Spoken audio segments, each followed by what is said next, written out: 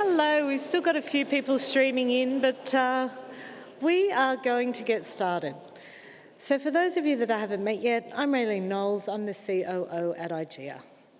I'm actually feeling a little bit sad because we've nearly reached the end of GCAP and we've got plenty of time for tears later. But we've brought you an absolutely fantastic presenter today to conclude GCAP 2022, Osama Dorias. Osama is no stranger to GCAP, and he has presented in years gone past, and due to popular demand, he's back, all the way from Canada, and his talk title is a very fitting way to round out the last 3 days. See that mountain? You can climb it. So welcome to the stage, Osama.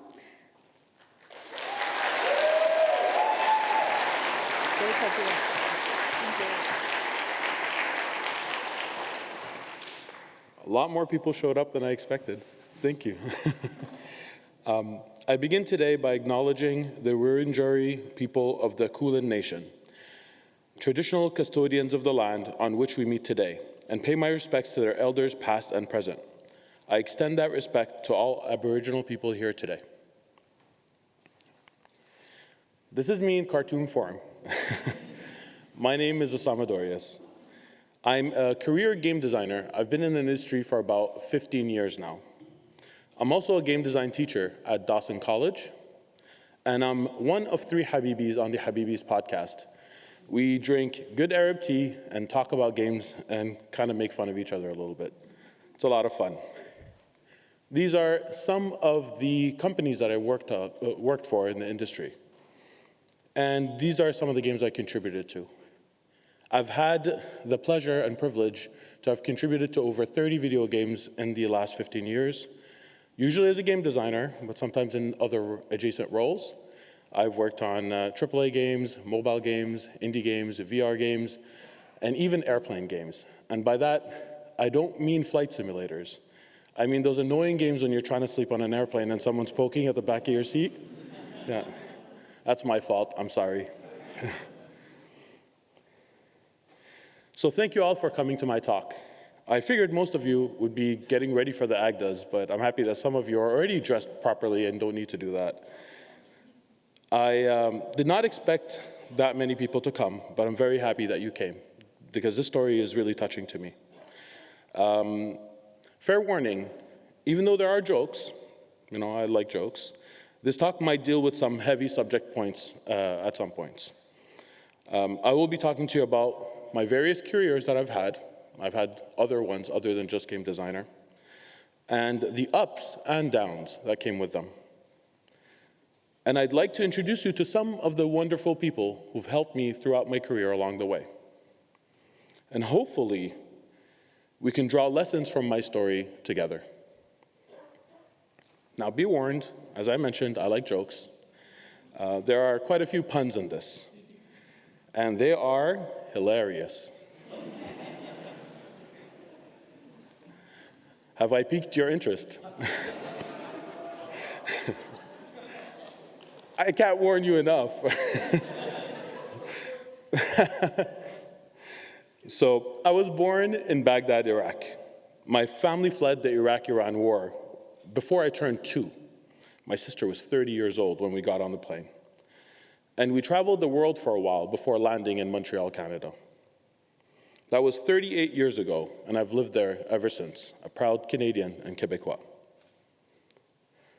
That's the airplane, going in the right direction. Ever since I was a kid, I've loved making games. Believe it or not, I used to make card games and board games when I was 5 and 6, even before I could read or write properly. I remember one instance in particular very fondly, where I asked my father if he could bring back an empty pizza box. My father was really used to these strange demands. So when he went to the pizzeria, he asked for a stack of pizzas in an empty box.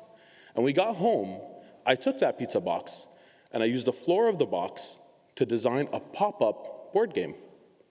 And I thought it was so clever because it was the board and the box. When you were done, all you had to do is close the lid and it was packed away. And when you wanted to play, you just opened it up again. I was maybe 8 or 9. I still think that's really clever. Yeah. The game was pretty bad, but that's a different story. It was basically Snakes and Ladders with a different skin. I graduated to making maps and mods for some of my favorite games. This is Crystal Reactor. It's a map I made for Unreal Tournament. I think it was 2004. And I look at this map, and I'm both extremely proud, because I used to play this with my friends. I sent them the map, and we play tested it together. I'm a little embarrassed, too, because I could all see all the faults, all the things I would have done differently. But that's natural. With time, of course, we get better. I also drew comic books, I wrote stories, I did a lot of creative things. My childhood was full of creation. What's interesting and sad is, if you had asked me what I wanted to do at that age, I would never have said game designer. The thought of making games professionally actually never crossed my mind. It's almost like I thought commercial games just came out of nowhere. No, I wanted to be an architect from a young age.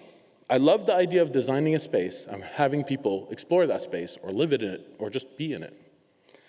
And my high school had a very interesting program back then, where some people were lucky enough, if they knew what they wanted to do in the future, they would try to arrange it so you could visit that workplace while, before applying to university or college. And I was lucky enough to be one of these people. I went to an architecture firm in Montreal and had a tour. It's not what I expected.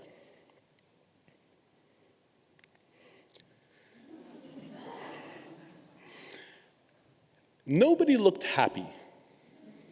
Nobody was designing big, elaborate buildings or bridges or anything that looked fancy. They were drawing lines that kind of looked like bathrooms and crunching numbers. And there's nothing wrong with that, and I respect architects, but it wasn't what I wanted to do. And even our tour guide was a little bored. So when I had asked him, so who does the building? He said, oh, nobody here. Very few architects get to do the really exciting stuff. And 15-year-old me fell out of love with architecture. So upon my return home, my parents noticed that I was not excited anymore. It was huge and stark, because I was super excited to go to school that day, and asked me what happened. And I told them the story. I told them I didn't want to design bathrooms for a living. They consoled me and asked me what I wanted to do now. And I had not considered anything else. This was my dream since I was maybe 5 or 6 playing with Legos. And so I said, I'm going to take some time and I'm going to think about it. Then one day I came to my parents and I told them that I wanted to surround myself with all the things I loved.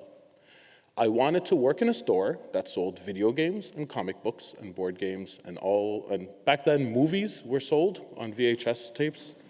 So that too, I loved movies. So that's what I wanted to do.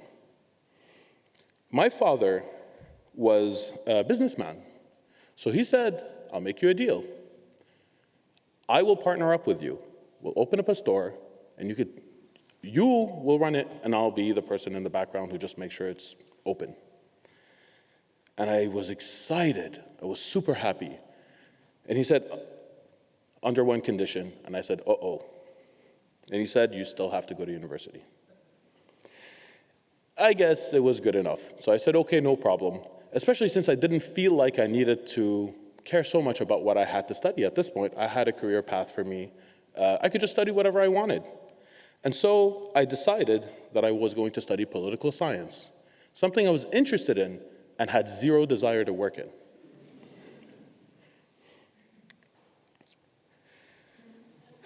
So that's me a little bit older, before I started wearing caps and when I had hair. So there's a correlation between when I started wearing caps and when I lost my hair. I ended up studying political science, and I loved it very much. But unfortunately, life had a different plan for me. About halfway through university, my dad lost his business. And my family started struggling with money. It became very difficult. And we didn't even have to talk about it, but I understood then and there that my dad's promise, he couldn't live up to it. I was back at square one. After university, I had no intentions into going into politics, which is what almost everyone else I was studying with wanted to do. A lot of my friends now are actually politicians in Montreal as a result, which is hilarious. But studying politics cemented the belief that I didn't belong in that world. It wasn't for me. And there are not many options for people who study political science outside of politics. But there were a few. So I chose the one that I thought would be most exciting. I became a shipping agent. All I had to do was go on ships, meet captains and their crews, take care of their needs. And that was different depending on which ship I went on. For some, I would arrange for them to be able to get food. For others, I would take them, if they had shore leave, to go play bowling, or bought them comic books or magazines or movies so that, keep them company on their trips. I loved that part of the job. Also, I had to fill out customs paperwork. I did not love that part of the job. And it wasn't like it made any sense. It was all arbitrary. Move this number from this column to that column, and if it adds up to this, they pay this fine, otherwise you have to dock in a different wharf. And my head got filled with this nonsense, and it was 75% of that job. And I did not want to do it anymore. So after a year, I was back at square one. So then it hit me. There was something else I knew how to do. When I was 14 years old, I wanted to learn. This is the beginning of the World Wide Web. We just got internet at home, and I wanted to be part of that. So I went to the bookstore, and I bought a book that said How to Make Websites in 21 Days. And I read it in a weekend, and I made websites at the end of that weekend. And I kept doing it, and I kept getting better at it. And it was just fun, weird things that I liked, some fan fiction pages, like what happens if the X-Men meet the Star Trek or things like that. Nonsense, but I was getting better at it. And my dad saw that, and he's like, hey, that's impressive. As I mentioned, he was a businessman, so he asked me if I wanted to make a website for one of his businesses. I said, sure. And I did it, and I had to learn a lot of more complicated things, backends and shopping carts and things like that. But I figured it out, and it worked. So I had a little small side business where I used to make websites for my parents' friends and their restaurants or whatever little shops they had. So I had that skill. And even though it was at this point about 10 years old, I figured I could jump back into that. So I went and I bought another Learn Websites in 21 Days updated version. Back then they had frames. I don't know if you know what that is. It was a nightmare. But I learned it, and I was making websites. The good thing is I was pretty good at that part.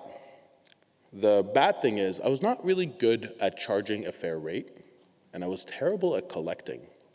And therefore, in between jobs, I did a lot of whatever I had to. I worked in call centers or odd jobs because I couldn't figure that part out. I wasn't an entrepreneur. My dad was. But this was my thing, and I didn't want help, and I wanted to do it by myself, so I didn't ask for help. I should have asked for help.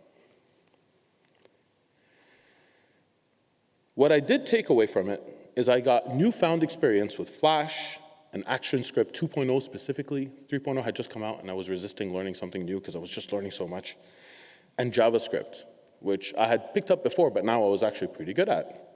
And with that came the ability to make games. So I made a lot of games, and I really loved making them, and they were terrible, but they were mine. And I'm gonna fast forward a little bit ahead. When I made it finally to the industry, shocker, spoiler, I made it eventually. I noticed that there's one topic of conversation that comes up a lot between game devs, especially between game designers, where they say, when did you know? When did you know that you wanted to be a game designer? And then they tell the story. There's always a story, because if they're asking that question, it's because they have a story they want to tell. And the story is usually, I was 5 years old, and my parents bought me a console, and I unwrapped it, and I plugged it in my jammies, and I knew I wanted to do this for the rest of my life.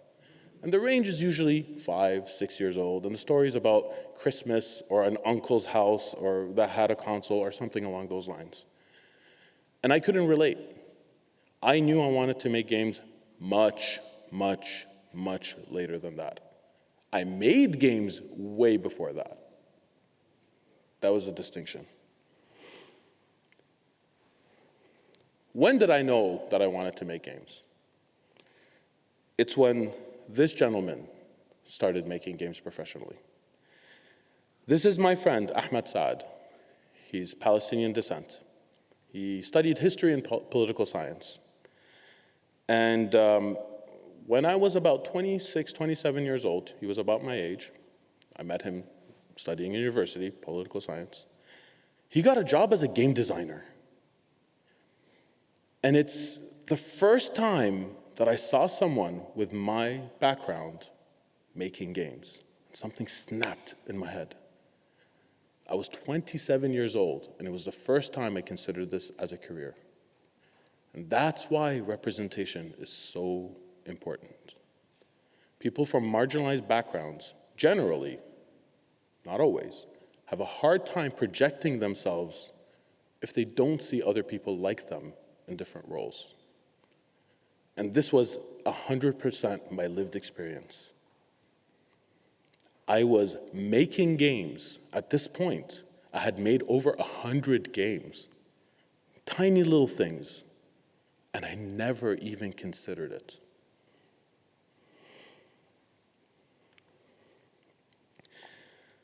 So I told him, not asked him, I told him I needed his help. I told him he was going to help me, and with a huge smile, he did. Over the next 6 months, he helped me go through all of those games that I made and put them in 2 piles, the good and the bad. There was nothing in the good pile. So he helped me improve a few of those and put them in the good pile. And we worked together to work on the portfolio. And every time I said, I'm ready, I want to apply, he's like, hold your horses. He had only been a game designer at that point less than a year. It wasn't that long. But he had infinitely more experience than I did. So I trusted him and I waited. And when my portfolio was done, it more when he was tired of hearing me beg him to start applying, he said, okay, go for it. And I did. I applied to every possible company I could find on the internet at the time.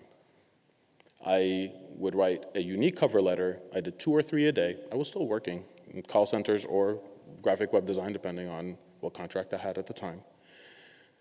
And I had nothing. At best, I had an automatic rejection email. Nobody was getting back to me. And I went back to the drawing board, asked him more advice. I worked on it a bit more. Months and months passed by, still nothing. I said I was going to take a break from it. It was getting a little bit discouraging. So I took a break. The honest truth is I wasn't sure if I was going to come back from the break. It was pretty rough. Then, out of the blue, I got a phone call. It was from the biggest mobile game company in Montreal. And they asked me if I was a poker expert. And I said, you're in luck, I am. I know everything there is to know about the poker.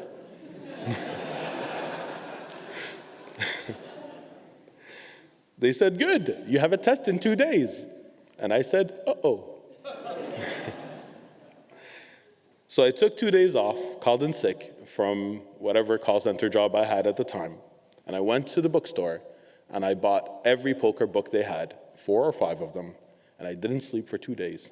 And I read them cover to cover, taking notes, underlining, highlighting, any word I didn't recognize.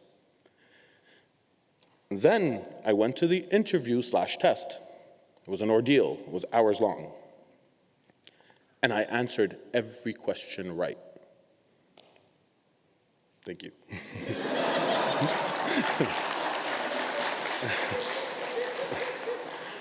Not only that, but I would have had every question wrong otherwise. You don't know what you don't know. I thought just because I played poker casually with friends, how hard could it be? But the more I read, the more I realized I had no idea of anything. And not only that, nobody else got every question right. And therefore, I climbed that mountain.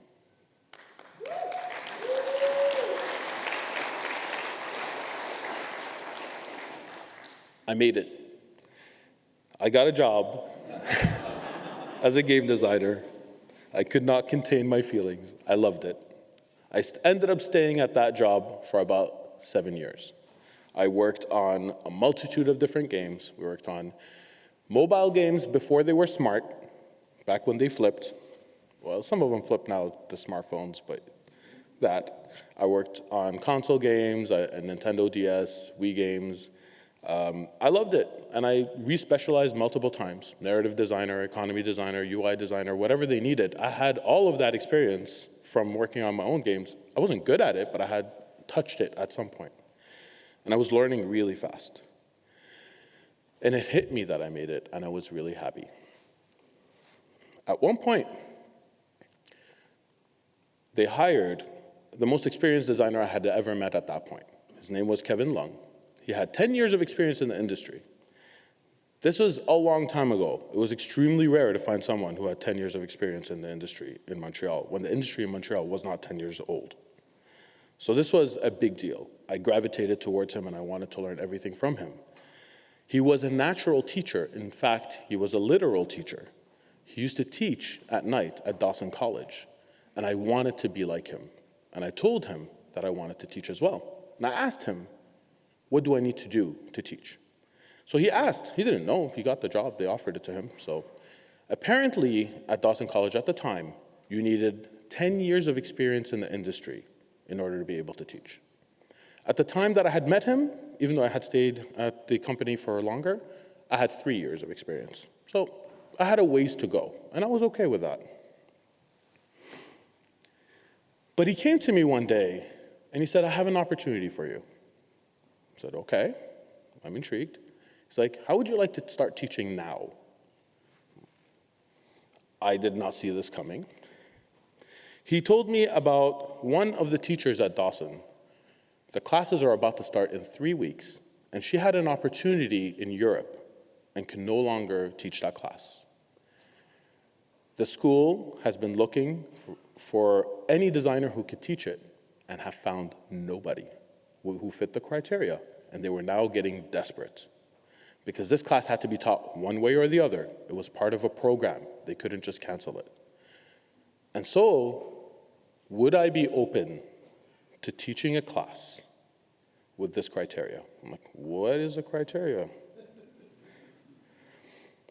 She taught nonlinear narrative design in the Dragon Age engine because she worked at EA. They still wanted 10 years of experience, and classes started in 3 weeks. I had never even looked at the engine before. So I had one of these things. I had 3 weeks.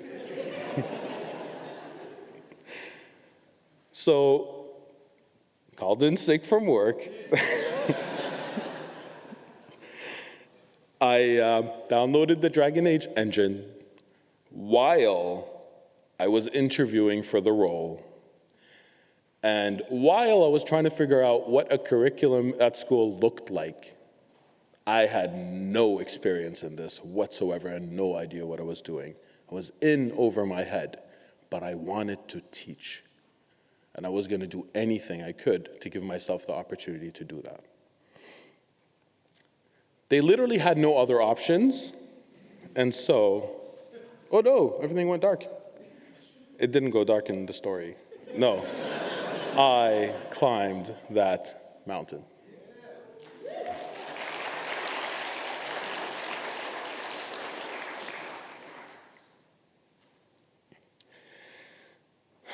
So I was only 1 week ahead of the students in the knowledge of the engine. Because every week I only prepared what I had to teach the following week. I didn't have any time at all. I showed up to that first class with sweat stains under my arms already, sweating buckets, worried that they were going to find me out. And on the way there, I decided I was just going to tell them the truth. I told them everything. I'm a fraud. I don't know what I'm doing. We're going to figure it out together. Who's with me? They had no choice, so they were all with me.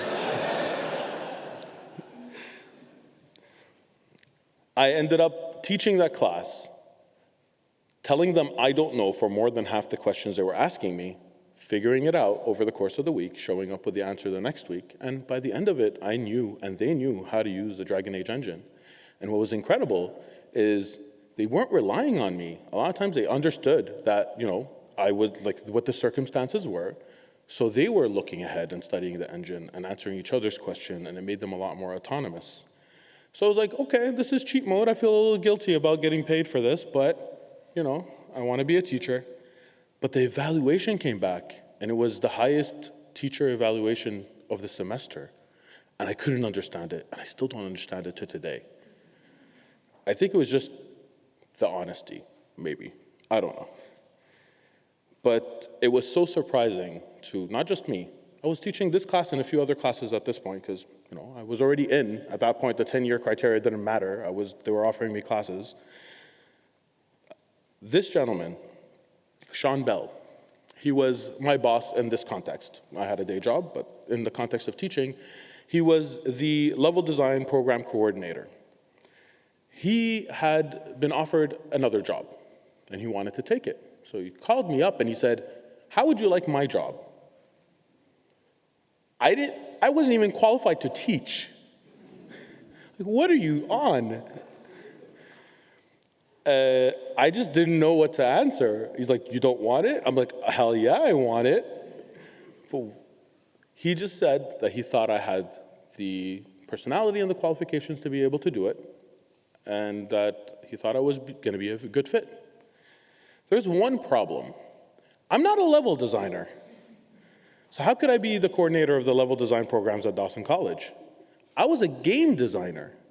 So I told him, if you make me the game design coordinator, you got a deal.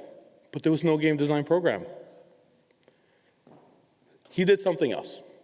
He took me to the director of the faculty at the school, and he let me pitch to them a game design program. And the director took the meeting, not knowing really who I was, just a teacher in the program. He's like, "Okay, so you want to create a program? You have a background in education, right?" I'm like, "No." "You've been a coordinator before, right?" "Nope." I wrote one course outline badly. I'm fixing it now. I'm doing my best. "Why do you want to do this?" I'm like, "Because I want to do this. I can't explain it. I want to teach. I want to create. I want to, spread this thing that I learned how to do with the world." He was confused and amused. And he told me, "Okay, what do you need?" I said, "Well, you have a level design program. I don't know what that looks like. Can you give me that? And I'll come back with a game design program. I'll reverse engineer it. I'll figure it out and see what happens." So he brought me a folder. Back then, those things were physical. They were big. There were a lot of papers in there. And he hands it to me with a big smile on his face. While I was reading the level design program, again, not knowing what it was going to look like, and half the words were very academic and not something I was very familiar with, I realized I didn't even want to do a game design program. I wanted to create an independent game design program, and I had a very specific reasoning for that. At the time in Montreal, game design was saturated, and people who were graduating with game design degrees were having a hard time finding jobs. So what I wanted to do is create an independent game design program so that it's multidiscipline. And if the people graduate and they can't find a job, they have the knowledge in business, in marketing, in coding, in art, to be able to make their own games and try to market it, to give them a fair share. Not only that, but I insisted on the program being tuition-free. I just made it as hard on myself as I possibly could. So I started researching other independent game design programs in the world. Could not find a single one. This is like Dark Souls mode of creating a program. But luckily, I wasn't alone. I assembled a team of the most talented designers, artists, programmers, marketing, community people that I knew from the industry at the time. So Kevin was one of them as an example. And I asked them all the questions that I needed answers for in order to create this game design program, because I did not know what I was doing. At no point did I tell anyone I knew what I was doing. They helped me, and I put it together. I think it was 6 months, but I'm using that number a lot, so everything is 6 months to me. But over a long period of time, while working full-time, while teaching 2 classes in the program, I was creating a game design program with the intention to go back to the director and pitch it to them. I had something that I thought was good. What did I know? But I thought it was good. I booked a meeting with him. I showed up to the meeting, and he looked at me confused, like, what are you doing here? I was like, I told you I'll be back. He never expected to see me again. He thought I was going to take one look at that big folder, regret my life choices, and go back into obscurity teaching level designs. He was wrong. So I handed him my equally giant-sized binder, and he flipped through it, and his amused face changed. And he kept doing this thing. I don't know what that is, but every 5 pages, he's like. And then, at one point, he said, this is not bad. And he was more surprised than I was, but I was really surprised. I was totally expecting him to say, this is rubbish, thanks for trying, and that was going to be the end of that. Actually, from his point of view, I really was going to go back, come back again, and harass him until he said yes. But I did not expect that. He said, though, that the terminology I used was all wrong. Fair. He assigned me a technical writer. I sat with her for 2 weeks, and she helped me translate it into a language that academics could understand. And then he told me that I had to pitch it to the Ministry of Education in Canada. Oh boy. Can't I skip that part? Didn't know what to expect. Didn't know what that would look like. So I prepared the only way I knew how. If I were a Ministry of Education, what questions would I ask? And I jotted down any question I could think of and then wrote down answers for those questions. And I showed up to that meeting with my prepared answers. I was extremely overprepared.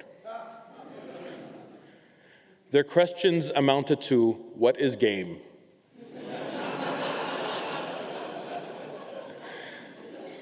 And if I had stopped for a second and thought about it, what the hell does the Ministry of Education know about game design?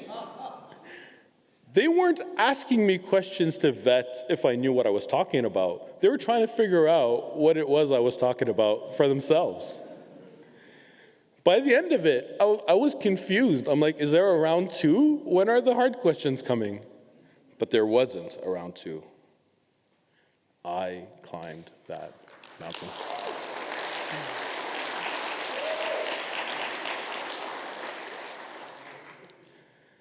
Some mountains are hills in disguise. What I thought, every step of that, I thought was going to be much, much harder than it was. And I told you the journey as I was experiencing it. I think I was being realistic in my expectations. But sometimes we set, how do you call it? We set blockers for ourselves, I guess, that are worse than what the obstacles is the word I was looking for, that are worse than the actual obstacles that are ahead of us. Okay, I'm going to rewind a little bit. My story keeps going back and forth. It's going to keep doing that. I apologize. That's how it works, right? This is my friend Salim. We worked together at that mobile studio that I had mentioned. Except my friend Salim wanted to go indie. What's amazing is that actually I wanted to go indie. I had a similar dream to him, except he was a little smarter about it than I was. My dream, when I got the job at the mobile developer, was to become a game designer for about a year, learn everything there is to know about making games, and then start my own studio. And within 2 weeks, I said, uh-oh.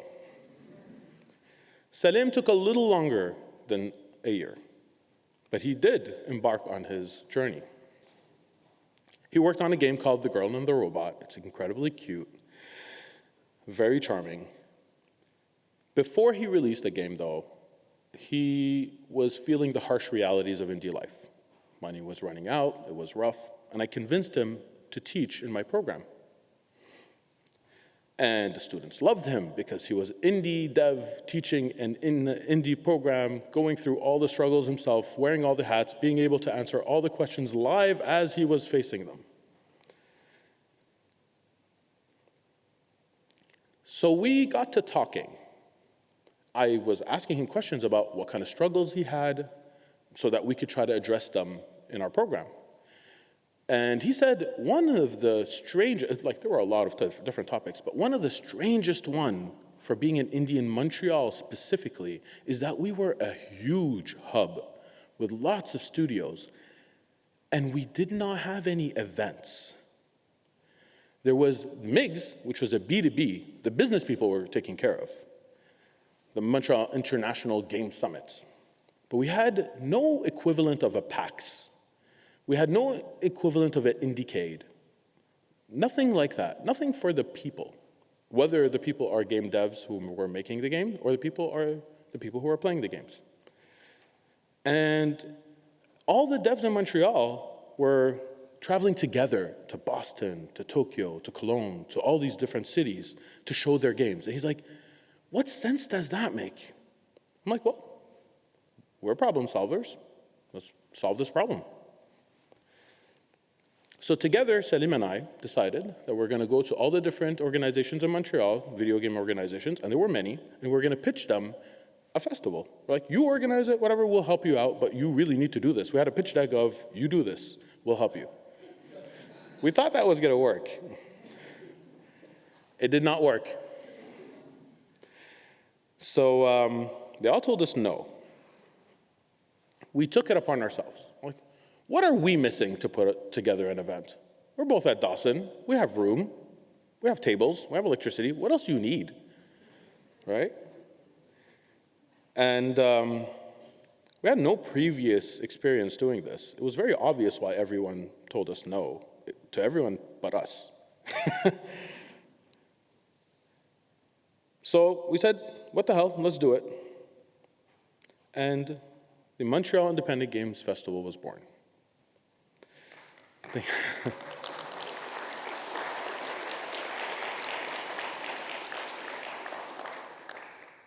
Did we know the first thing about festivals? No. But did we enlist people who did? Also no. But did we at least find people who have gone through it before and ask them what problems that they face so we wouldn't face them? Also no.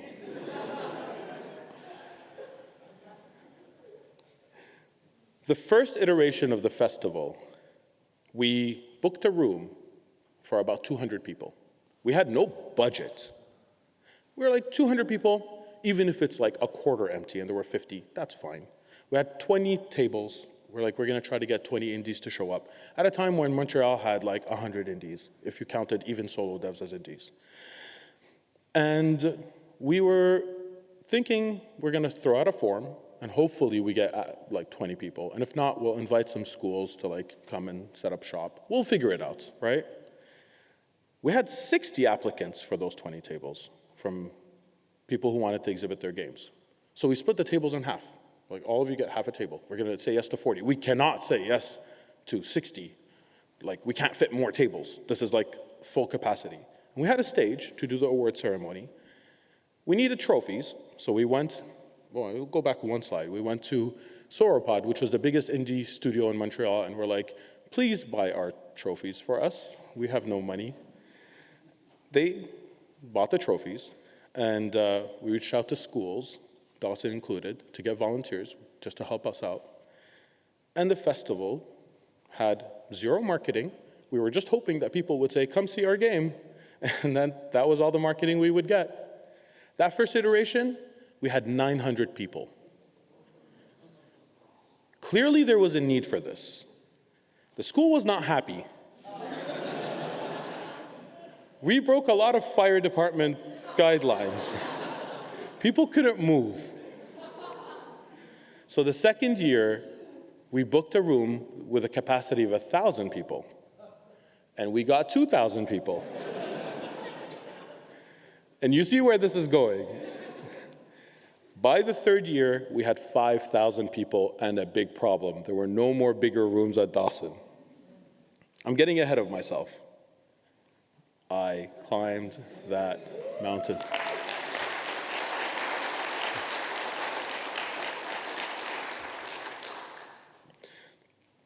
So clearly, we were onto something. And our idea that there was a need was true. People wanted this, and they were showing up in big numbers. We caught wind of another festival that was starting to open up. Makes sense, in Montreal. And we had a choice at that point, because like I said, we outgrew Dawson. If we wanted to keep doing this for the fourth year, we needed to do it for reals, yo. We needed to find a big venue. We had to pay money for it this time, and not just book it from the Dawson by writing your name on a chart. We needed to start charging exhibitors and attendees. Yep, we did not charge either exhibitors or attendees. But we could not do that while working full-time and teaching. We were doing three things at once. Both of us were doing three things at once. So when we caught wind of the new festival popping up, we asked them to have a meeting. We showed up to that meeting, and you could see them on the defensive. We sat down and we said, listen, we got a proposal for you. We're going to dissolve our festival, but we're going to run the award ceremony in yours. And you should have seen the look on their face. The competition is showing up and saying, you win, before they even got started. Because we never wanted to do this to begin with. If you remember, plan A was get someone else to do it. And now, 3 years later, we convinced someone else to do it. So Mega was the other conference. This is not our festival. But me and Salim, isn't he handsome? I love Salim, the great guy. Me and Salim were hosting the Montreal Independent Game Awards. We rebranded from festival to awards. We were not a festival anymore. And we cut a deal with Mega.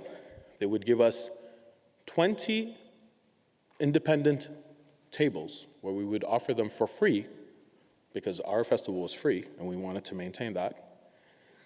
And we could choose the criteria. We were gonna do the awards with the same way that we used to do it before. We'd get vetted judges, we'd have like strict ethics, all that stuff to make sure that everything was on the up and up, and everything else was theirs. We didn't care. They agreed, they were happy. We did it year after year until COVID hit. Things happen, and we'll see if we'll ever go back to it again. So if you remember, we had a tough choice to make. You can't climb every mountain, even if you really, really want to. We learned that the hard way. I'm sorry, I'm gonna rewind again. It's gonna keep happening. On the second iteration of the festival, there was a gentleman that I recognized. He was the head of at that time, the biggest indie studio in Montreal. It wasn't Sauropod anymore, it was a different one. I'm not gonna name him, and you'll see why. For good reasons, not bad. He walked into the festival. I knew who he was, he did not know who I was. But I noticed him, I'm like, oh, he's here, great. Why does he look so confused? And he's looking around, and just walks in, surprised that he was able to walk in. Walks up to the indie devs that he knew, started asking them questions. And I could see his eyebrows. He didn't look like, I guess he was very confused about something. I couldn't figure out what. I'm looking around like, everything's working, what's happening? Then he finds me, like someone points, oh, that person. So I'm like, oh, I guess he's asking who's organizing this. And Salim wasn't around, so he pointed him to me. And he makes his way to me and he says, are you one of the organizers of this festival? I'm like, yes. He's like, I didn't pay to get in here. I'm like, yeah, it's free for attendees. He's like, okay. And I asked, and they didn't pay to exhibit here. I'm like, yeah, it's free for exhibitors. He's like, how do you make any money? I'm like, we don't make any money. And he said something that in the moment took me by surprise. He said, show me. I'm like, what? Okay. I took out my phone. I have nothing to hide. And And I took out my Google Sheets with our finances, and I showed him that we're not much, a couple of $100 in the red. And he's like, where does that money come from? I'm like, oh, we're going to split it with my partner, me and Salim. It's fine. He's like, I want to be your sponsor. I'm like, the festival's almost over, dude. I can't do anything for you. I can't give you anything in return. He's like, under one condition. I'm like, ah. He's like, I write you a check, and whatever's left, you split with your partner. I was extremely touched. That person became our ally, a friend and a mentor. He was impressed that we would do this for the community, and he wanted to make sure that we never had to out of pocket again.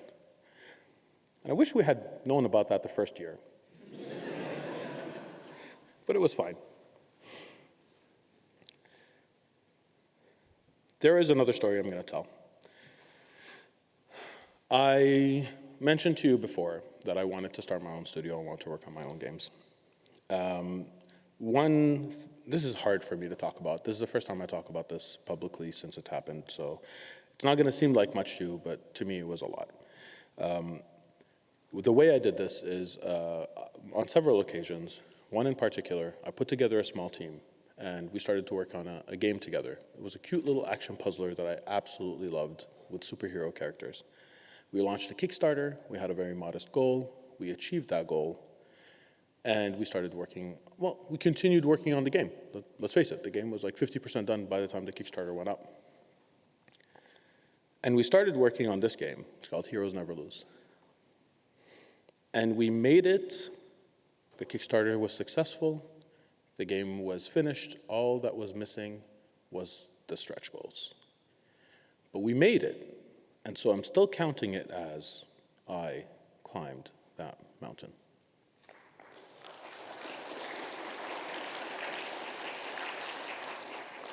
I'll tell you the other half of that story in a minute. Once I worked on this indie game, and when I worked on the mobile games, and when I worked on all these other games, I realized that that Kickstarter was not going to help me start my studio. There wasn't going to be enough money for that. And there's a lot of gatekeeping in our industry.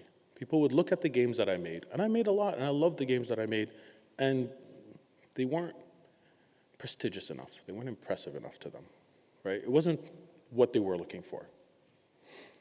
So I decided at that point, I'm not going to give people that excuse anymore. I'm going to work on one of those big games, just one. And then I'm going to go back to doing the games I love. So I applied for a AAA developer, and I was a lead at that point on multiple projects. I was a senior designer. I had a lot of experience, and they wanted to give me an intermediate game designer position.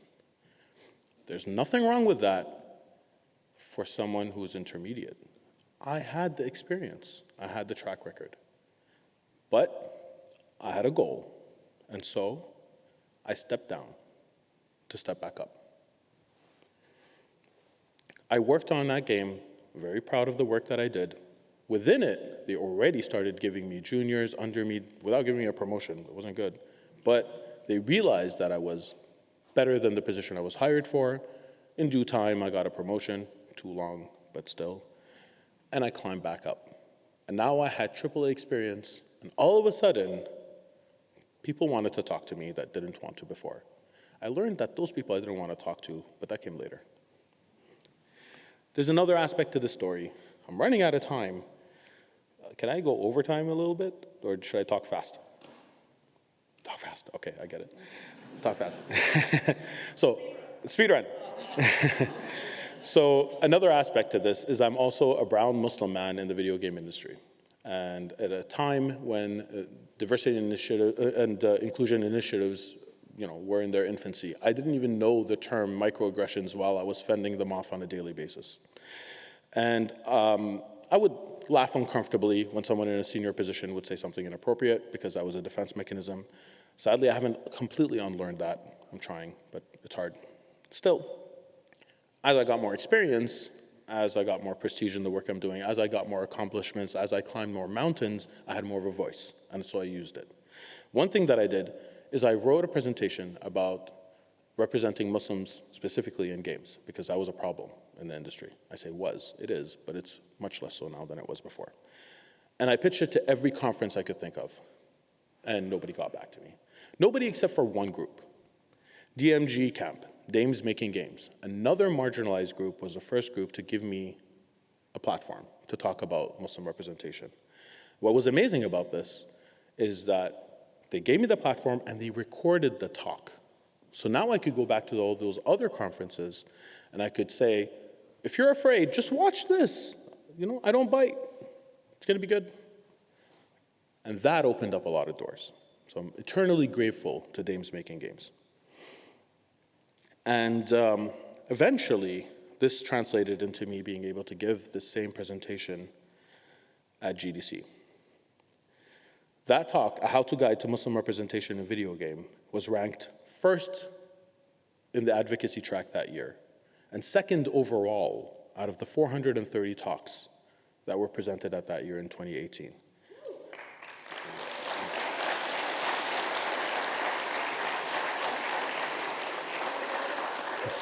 Thank you.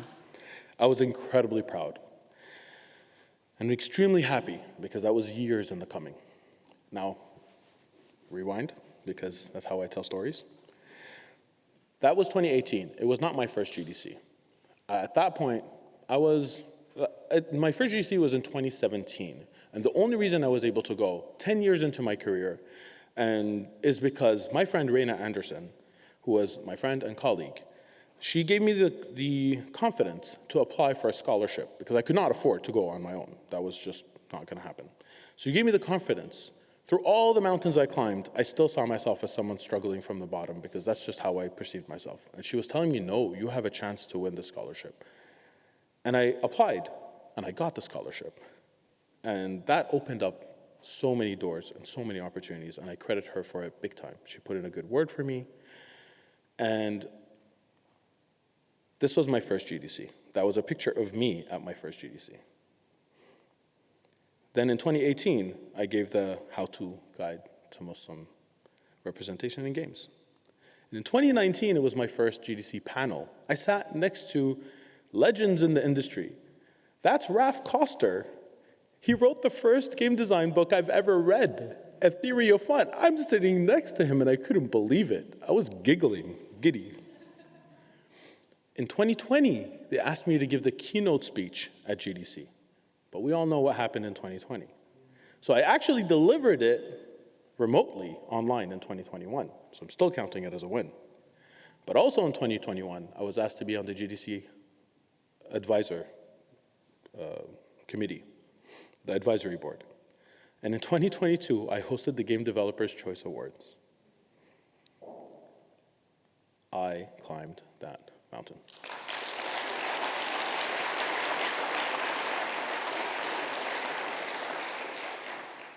So up until this point, I've been just telling you good things and half stories, because that's how these things often work out. But I promised you more than that. And they're getting nervous, so I have to talk faster. This is the peak of the presentation. It's all downhill from here.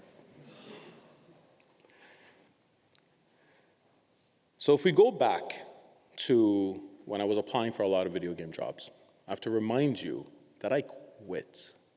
I stopped, and I'm not sure if I would have started again. There's an alternate reality or two where Osama is not a game designer and never was. Professionally, because I always was.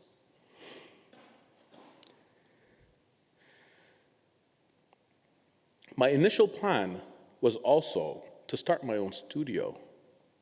And you saw one attempt. I had 3 other serious attempts where I built a team, in some cases looked for funding, looked for budgets, looked for what have you. All of those failed. That's still my goal. I still don't have a people-centered studio. I've climbed mountains. This was not one of them. People don't talk about the things that they don't realize. They only talk about the things they've achieved. I felt like an imposter for my entire career. 3 years into my job at the mobile studio, I finally had the courage to go to my then boss, Simon. Unfortunately, he's passed away since. And I asked him to go for lunch. He's like, sure. We went to lunch, we sat down, and he said, okay, is your wife pregnant or are you leaving? And I'm like, no, none of those. I wanted to tell you, I lied in my interview, I'm not a poker expert. He looked puzzled, called me an idiot, said, I knew you weren't a poker expert. I wasn't looking for a poker expert. I was looking for someone who had the potential to be. I worked on one poker game my entire career. They hired me full time. I never worked on a poker game again. He wanted someone who could be an expert of anything they had to be an expert of. So that helped a little bit with my imposter syndrome, but not a lot. To get over being an imposter, at that studio, I worked 16-hour days, sometimes 7 days a week, for months at a time, because I was too afraid to ask for help, because I was too afraid to be found out. There was one particular time where I did this for 3 or 4 months in a row. I can't remember, it's all a blur. And when we shipped that game, the next day I woke up and I had my first day off in months. I'm counting weekends, actual days off. And I sat on the couch and I started watching TV. My wife woke up a little later and she walked into the room and she said, are you okay? I'm like, yeah, I'm fine. She said, Osama, the TV's been off. I was broken. I was burnt out. And she forced me to take time off from work. And I couldn't rest and recover because I was petrified that I wouldn't have a job to return to.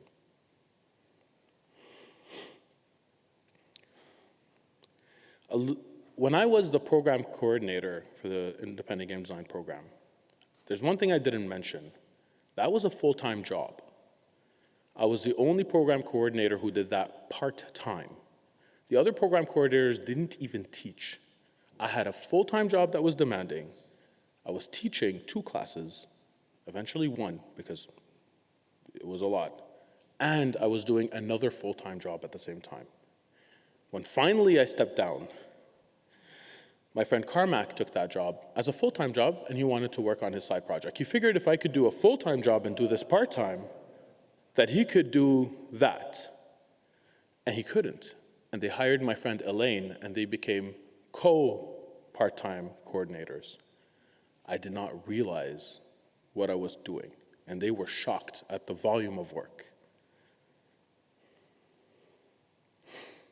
That second festival that I had organized, 15 minutes before the doors open, one side lost power. Completely avoidable. I did not know you had to look at a floor plan and manage power consumption. So I did not give anyone any limits. And people were showing up with multiple computers stacked together with monitors and all this other, with disco lights and what have you. And maybe it was 30 minutes before the doors opened, but it felt like seconds, honestly. Had a little panic attack, rerouted, fixed the fuses, moved people around, asked people who had multiple setups to stop doing it, brought some new tables, spread people out, like it kept going off, we kept turning it on. We actually had the power working 30 minutes after the doors opened. And everyone forgot about it. I've mentioned it before. People who showed up to the festival were like, oh yeah. I could not sleep for the 2 weeks after that. I woke up with nightmares and cold sweat. I was in the festival, the power was off and I couldn't bring it back. You've seen a hint of this. I don't have a timeline. I didn't have time to create one, pun intended. But let me show you what I was at my worst, what I was doing at the same time. I was working full-time, borderline crunching, sometimes actually crunching, while teaching 1 or 2 classes, while running the video game programs, which was a full-time job, while either working on my side project or running a Kickstarter, depending on where in the timeline, while running the festival or preparing for next year's iteration. I was everything, everywhere, all at once.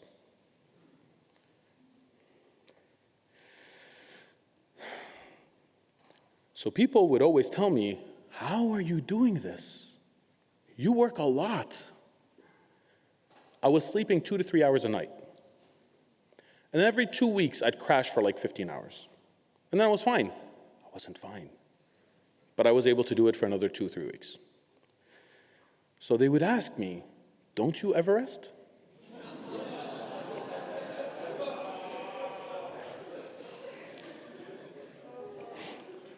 I did not. I'd go on vacations and make sure it was not ever more than 2 or 3 days, because I could not rest past that. And even those 2 or 3 days, I had my laptop with me and I was working on something. So I was not with my family when I was on vacation. Or I take vacations to interview teachers or students for my program. Or I take vacations to run my festival. So I did not ever rest, ever. 3 times I tried to start a studio, other than Heroes Never Lose. 3 times I failed. So with Heroes Never Lose, I pushed myself beyond my limits, and as you could see, my limits were far. I was able to do a lot. That game is still on Steam, still completely functional, still in early access years later. I have maybe a couple of weeks left to work on it, and I can't bring myself to. The trauma of the burnout that I suffered while working on that game, I pick it up, I play for a few minutes, and I feel crushing fatigue. I could do anything else in the world except work on that game. And it breaks my heart. And I keep telling myself, I'll feel better, and I'll go back to it someday. I'm not closer to going back to it than I was 6-7 years ago. I have seconds left. Do I skip to the last slide, or can I take another 2-3 minutes? Thank you. Thank you. I love you too. So in 2019, my mother was diagnosed with breast cancer. I had to, no choice now, I had to go to a 4-day work week because I had to take care of her the other 3 days. This was a huge, huge stress on my family because I wasn't there for them. So my wife is amazing. She puts up with a lot, as you can see. I love her. She's a saint. It's not fair that I put her through this. I am an extreme extrovert. Even other extroverts call me extra extrovert. So when this was going on, I wasn't seeing anybody. My batteries were always empty all the time. I couldn't recharge. Thankfully, my mom went into remission 1 month before COVID hit. And I went into isolation, and that was my lowest point, and I never recovered. And I was, at that point, cutting one thing out after the other. I stopped teaching, I stepped down as coordinator, forget the festival, forget everything. All I had was my day job. I'm down to 8 hours a day. Why am I struggling? This is the least I've done in my life, and I couldn't do it because I hit my 3rd burnout. And each burnout is harder than the one before and takes you longer to recover from. That was last year in March. I went on medical leave, kicking and screaming. I did not want to. I lied to my doctor to come back from it early. I'm ashamed of this. It's a problem. And that's because I tied my personal worth to productivity. Don't do that. I wasn't doing anything.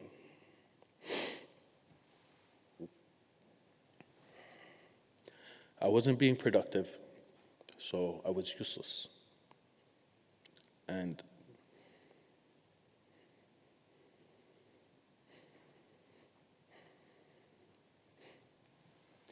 move ahead from this point. My friends Tally and Charlotte reached out to me. I was at my lowest point, and they said, come, work with us at Unity. You don't even have to work. You could just show up, we'll give you tasks, you take as long as you want to do whatever. I couldn't design, that part of my brain stopped working. So they gave me a job. It was Senior Partner Relations Manager. My last week was last week, and I still don't know what that job does. I showed up, they were happy. I started feeling better. I felt a sense of fulfillment. They kept telling me I was doing a good job.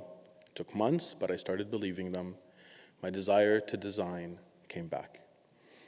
1 week later, and what I meant to say is, next week, on Monday, I start again as a game designer after 9 months of hiatus.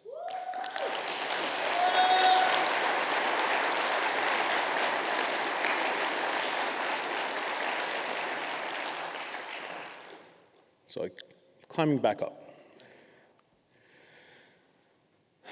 So I want to encourage you to climb those mountains. Don't do it the way I did it. Do it one step at a time. You could get a little more altitude, but you don't do it alone. You have a lot of friends, and nobody does anything alone. And if you make it to the top of some mountains, remember, have a little less attitude. Be humble about it. These are some of the characters that you saw in my story. This is a trickle, a drop of the actual number of people who've helped me in my journey. So, this is the end, I promise. We're almost done. Let me sum it up for you. Some hills appear to be mountains. You can't climb every mountain. Climb one mountain at a time. Sometimes you have to step down to step back up. And you are not alone. So many of us believe that we're alone and act accordingly. Find like-minded people and help each other with their goals. We're stronger together. Thank you.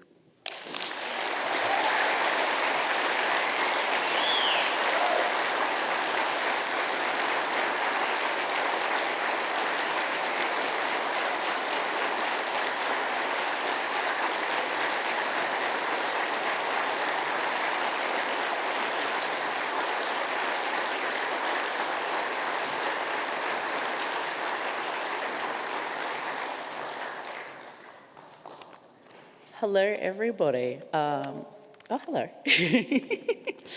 I just want to thank Osama again for that incredible keynote. What a fantastic way to end off with end GCAP 2020. You can see I'm getting to the end of it. That was absolutely incredible, and thank you so much for coming back. The last GCAP I ran in person was with Osama as a keynote, and I absolutely fell in love with how relentlessly positive, which is my new way of describing you, Osama has been. He's just been, even during lockdown, such a staple, on the other side of the world, with just how good he is. So I think that I speak for the both of us here when I say that this has been a really outstanding GCAP. We've had very, very incredible talks. We've had amazing keynotes, incredible sponsor booths as well. And I know that we're definitely all itching to go put on our AGDAS fits. So I just will run through a couple of thanks very, very quickly, because obviously it's not just us who are up here doing this. This is the product of many, many people's incredibly hard work. So this year was my first year in charge of content, as some of you know. And it would not have been possible without the help of a team of subject experts that I had. These were people who excelled at their field, who were willing to step up and help me curate content, especially when I called at like 5 o'clock at night and being like, what is data architecture? How do you put audio in a game? I've never done that. Is this relevant? So there are a ton of you. It'd take too long to thank all of you, but thank you so much, and I hope that next year you are willing to help me out again, now that I know the differences between composing music and just making music. There is a difference. A huge, huge thank you to my team of volleys, a ton of which have already run off to assist with the AGDAS. It was a first time for a lot of my volleys, since there's been a bit of a gap, and all of my old volleys very selfishly went off and got jobs in the industry, and now they're here as part of their employment. Like, very, very selfish, I think. The team that I had from the moment that we all assembled onto our Discord has been amazingly intelligent, thoughtful. They have been helping people so much. They've been helping me to the point that sometimes I have to shoo them away because they keep bringing me cupcakes and making sure I eat. And I'm like, I'm sorry, I cannot eat this many cupcakes. I do hope to have all of my volleys back next year, but I know that you will all be snatched up by some incredible companies. I know you've been having meet-to-match meetings on the sly. And a ton of you will probably come back as speakers. And on speakers, a big thank you to all of the speakers who obviously, without the content of you speaking, we would not have a GCAP. You endured months and months of emails from me, follow-ups, the occasional Facebook message when I couldn't get a hold of you, and 1 or 2 carrier pigeons when that one didn't work. Your breadth of talent and insight and your willingness to not only share that with me, but also to share it with the rest of GCAP has made it so special. We could not do this without you, so thank you all so much to my speakers. I am going to pass over to Raylene, who is going to have some more thanks, but because I know that she won't do it herself, I'd also like to thank Raylene, who has dealt with at least 40 like 8 p.m., 9 p.m. calls from me being like, how do I order this? What do I do with this? Do you like this? Is this cool? Do you like juggalos? Full circle, Sav. Well done. Thank you. I am a writer, so I'll pass over to Raylene. Don't go anywhere.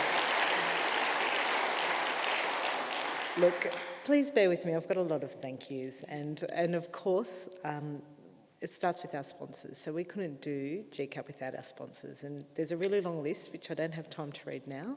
But, you know, please give them a high five if you see their names again. Thanks to Lex Serlin and Fabian Malabello from Guild, who helped us with our sponsorship this year. And it was really good to work on some different activations. And the aim of those activations is to offer value to all of you. On to the IGEA team. At IGEA, everything our ambitious team undertakes is because of our members and our board who recognise the importance of GCAP. One of our pillars at IGEA is IGEA Creates, and GCAP fits perfectly into that pillar. IGEA is here to create connections to each other, create connections to education, create connections to resources, and create connections to funds, and GCAP is where we try to deliver all of that particular pillar. I'd like to thank the IGEA board and all of our members who empower us to do this important work and ensure that we have the resources to do so. I personally want to thank all of our IGEA team for doing it so well, and everybody at IGEA has been involved in GCAP in one way or another. We're only a team of 7, and we're continually and consistently told from a variety of our stakeholders, locally and internationally, that we punch above our weight, and I actually couldn't agree more. Conferences like this are a mammoth effort, and we do this, but we've also got to deliver on all of the other pillars that we stick to, and they're IGEA Advocates, IGEA Educates, and IGEA Celebrates, and we're going to talk about that a little bit more later. As I said before, the entire IGEA team work on GCAP, but it really is brought together by a core team of 4 of us, so I just want to thank them all personally for their efforts. I'm going to start with Molly. Molly joined IGEA just before last year's GCAP, and the impact and contribution she has made to our team is immeasurable. I have never met anyone that is more organised than Molly, and thanks to her, all of the millions of details get checked and sorted and rechecked prior to us going live. We are so grateful for Molly and wish that she was here with us today. She's actually having a baby very soon, in a couple of weeks, so it was a bit of an effort for her to travel down from Sydney. So big shout out to Molly, and I don't know if she's watching the stream, but I hope you can hear that, Molly. Our Sav. Our Sav. I didn't even have to ask for a round of applause. So Sav stepped up, and he had a fair bit of imposter syndrome to Osama. But he wanted to do the content schedule this year, and I think we can all agree he did an amazing job of content this year. Another round of applause. The subject experts were great. They needed a lot of coordinating, which Sav managed all of that, and the content schedule was absolutely jam-packed, and to be honest, that's the only complaint I've had to my face this year, is how hard it was to get to so many great sessions. So well done, Sav. Sav not only does the content schedule, he also just jumps into any other task that needs to be done. And he does it with a smile and enthusiasm and positivity, and he just helps all of us, regardless of what that is. So thank you very much, Sav, for everything that you do.